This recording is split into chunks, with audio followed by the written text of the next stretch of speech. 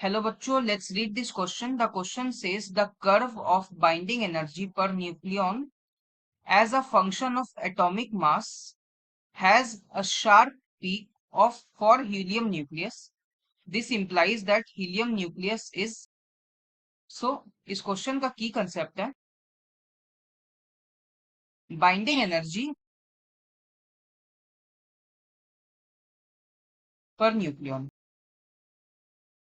Binding energy per nucleon होता क्या है? सो ये एवरेज अमाउंट ऑफ एनर्जी होता है जो कि रिक्वायर्ड है to remove one single nucleon from an atoms nucleus. Atoms के न्यूक्लियस से एक सिंगल इलेक्ट्रॉन निकालने के लिए जो एवरेज एनर्जी रिक्वायर्ड होता है, अमाउंट ऑफ एनर्जी, उसको हम बोलते हैं। सो इसका एक कर्व होता है हमारे पास, उसको देखते हैं। कर्व में दो एक्सिस लेना है, एक्स और वाई। एक्स एक्सिस पे बाइंडिंग एनर्जी पर न्यूक्लियन लेना है जो कि मास नंबर के इक्वल होता है। न्यूक्लियन मास नंबर में number of neutrons plus proton होता है। न्यूक्लियंस के बोलते हैं हमें, वर्सेस मास नंबर का कर्व। सो ये कर्व अगर हम याद करेंगे तो ये कर्व कुछ ऐसा जाता है। सबसे पहले कर्व जाता है ऊपर, फिर एक पीक वैल्यू आता है, फिर ये गिरता है, फिर दो पीक्स के बाद ये हाईएस्ट वैल्यू पे अपना जाता है जो कि आयरन होता है हाईएस्ट वैल्यू पे इसका। और यहाँ पे जो पीक बन रहा होता है ये हीलियम के लिए है।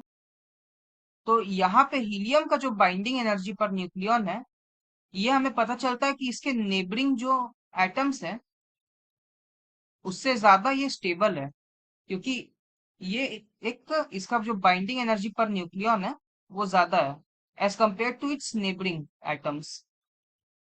यानी कि इसको ब्रेक करना इजी नहीं होगा एंड ये बहुत ज्यादा स्टेबल है। सो सबसे पहले ऑप्शंस में चेक करेंगे तो option A radio active.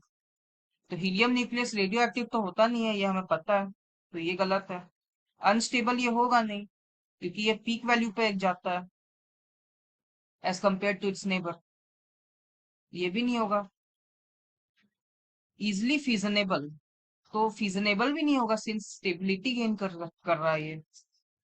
Option D more stable nucleus than its neighbours.